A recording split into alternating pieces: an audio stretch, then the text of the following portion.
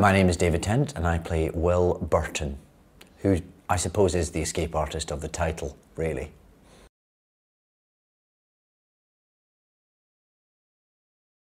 Will is a defence barrister. He's not quite QC, he's not quite taken silk yet, as they say, but he's very much well on his way, and he has the extraordinary record of never having defended anyone and lost.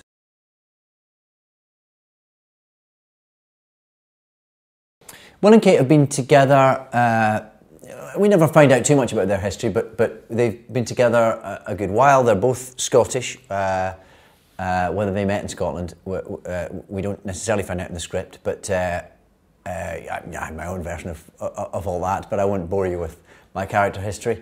But yes, they are very happily married, have been for quite some time. They have an 8-year-old boy, and everything is working out for them.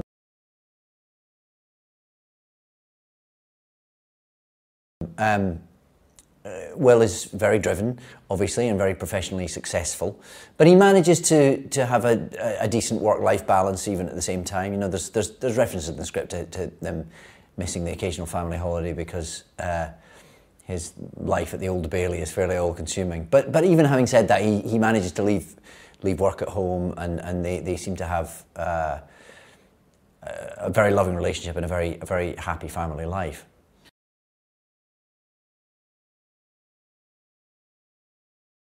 I think the fact that I know Ashley of old, it certainly does help. I mean, every job that you come onto, the circumstances are different, aren't they? And the person you have to work opposite, you know, assume that relationship in whatever way you have to, and whatever the circumstances are. But it's nice to have a shorthand. I've known Ashley. My very first professional job out of drama school was with Ashley. She was the grand old dame of the theatre because she'd been out of a drama school a whole year. So she knew all about it. She'd already done a pantomime and a tour of Ur Wully, I think. So she was, you know, very experienced, and I was very wide-eyed. And I mean, I think I was 20 years old when we met, and I've known her ever since. You know, we not only did we have a great time working together, we became mates, and I've visited her in various places around the world. And we've kept in touch all these years, and I've worked together again since, in fact. So it's great to not have to worry about a lot of those shorthands, to know that you can just slip into being with someone that you know well and that you like and that you genuinely have a laugh with. Hopefully you can channel some of that natural ease into playing a married couple, and that it gives it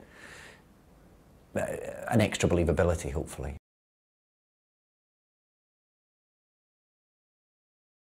Obviously, there's a dramatic trick to an extent that you have to fall in love with Will and Kate as a couple very early on, and you have to want the best for them, so that when the best doesn't necessarily happen, you feel the pain, and that you are, as an audience, you're distraught, and you don't see it coming, and all those things, you know, there's a trick to that, but also the stakes are higher. The more you're invested in the happiness of your central characters, then the more distraught you are when that happiness is robbed from them.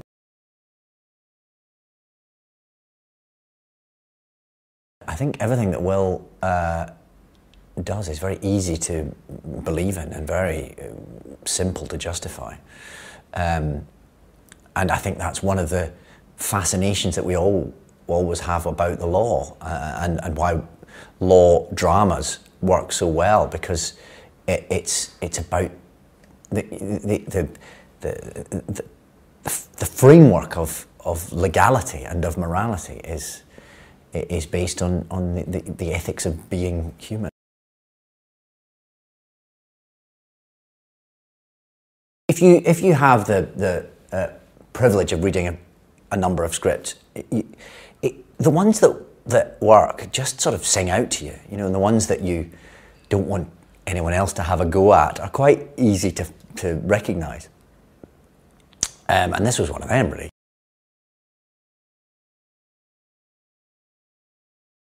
I think it starts as one thing, and you believe you're in a sort of Kavanagh QC world, and that in itself is rather satisfying. And you see this rather brilliant, rather charming lawyer who can solve all these cases, who can find witty, clever, impossible ways out of situations, and that's satisfying in itself.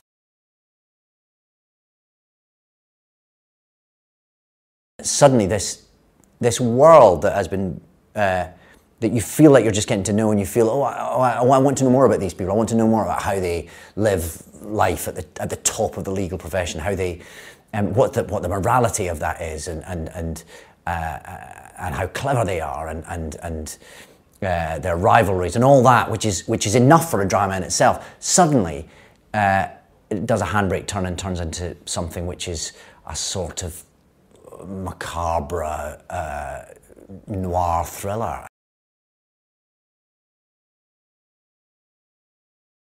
Oh, there's a huge performance element in standing up in court and defending someone. Absolutely. And playing those scenes, you feel that. Will is number one. Will has never lost a case, and Will is number one in the top 40 under 40. So he can afford to be apparently less bothered about it all. He can afford to be just doing my job, Maggie. He can afford to maintain the moral high ground, whereas Maggie is slightly struggling to knock him off his perch. And I think it's interesting to ponder that if those roles were reversed, and if Will's competitiveness was shown in all its rawness, and if he wasn't winning everything, and if he wasn't top dog, then maybe he would appear as callous as Maggie does, because he would need it more.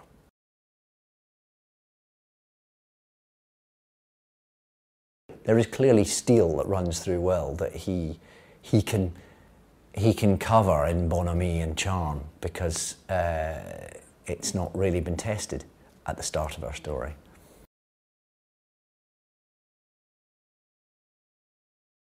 I've known Sophie for years, but our paths have never quite crossed professionally, so I was really chuffed when I heard that she was going to do this, because I'm a big fan of hers, and she's great for the role. She's got, she's such an imposing figure, physically, and she's got all this kind of strength and yeah, this wonderful vulnerability to everything she does.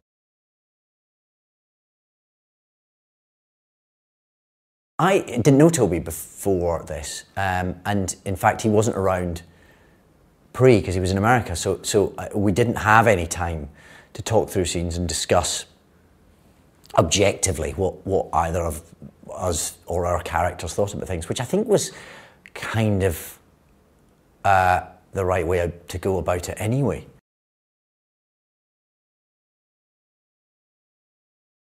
Foyle is clearly a psychopath, but perhaps there's an element of that in Will's kind of cold logic when it has to be that. That need to strip away the empathy when you need to be able to switch it off. That's quite a talent, and it's possibly, well, it's a talent, or it's an affliction.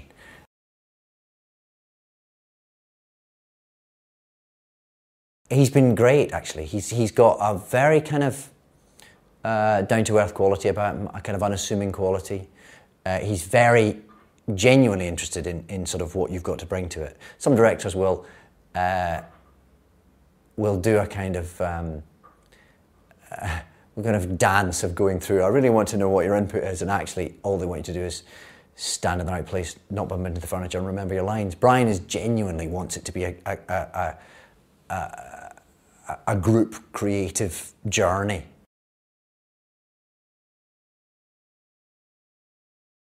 It's a very ambitious script. What I think is one of the brilliant things about David's writing is he doesn't cut his cloth particularly. He just writes the best story he can, with as many locations and as many scenes and as many extraordinary set pieces as he can cram in, which is wonderful, which is what makes the script and ultimately the piece kind of jump along. But of course, that can be quite difficult to shoot in 7 weeks. I've known Hilary a little bit, sort of. I've met her at sort of industry things, and I've always known her and always known that she's one of the good ones, you know, one of the ones that you aspire to working with. So again, this script came with her name attached, and you think, oh, well, we know we'll be all right then. We know it'll be well served. And she is, yeah. I mean, Hilary's kind of old school and proper, and you feel very safe, and you know that however much, even if a day on set is going very badly and it feels like we're never going to get this shot and the wheels are falling off every cart and it's all going wrong, you kind of know that you've got, with a producer like Hilary, it'll not just be okay, but it'll ultimately be brilliant because she doesn't produce work that isn't.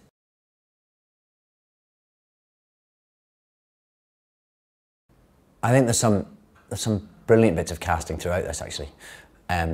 Nina Gold is the casting director on this, and she's one of the best around. And whenever I've worked on a job that Nina's cast, all the parts are sort of brilliantly and rather inventively cast. People you wouldn't necessarily immediately think of, and yet when you see them in the roles, you just go, oh, of course, nobody else could play that.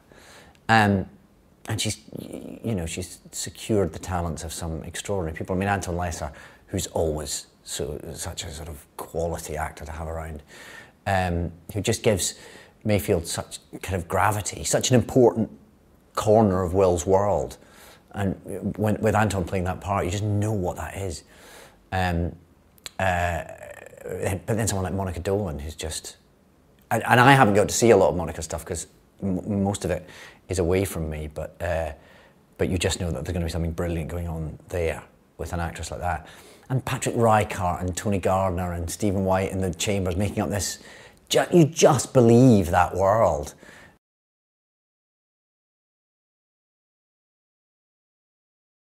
I did not see any of it coming. I didn't. I thought we'd seen... When Will doesn't shake Foyle's hand and walks off, I thought that was a story beat telling us something about Will. I didn't for a second think we'd ever see Foyle again. I thought we'd be on to the next case and we'd see him being, escaping, being an escape artist in some other extraordinary, brilliant, mercurial way. I thought it was a court drama. I had no idea.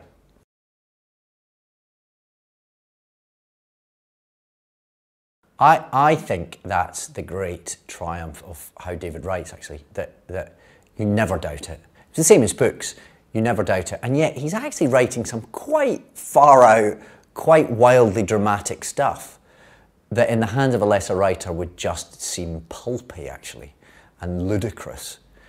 And what's great about his writing, and what I think is so exciting about this, is that it's a big, old... The stakes are higher than you could imagine. It's all quite melodramatic, potentially, and yet he roots it all in a world of complete credibility.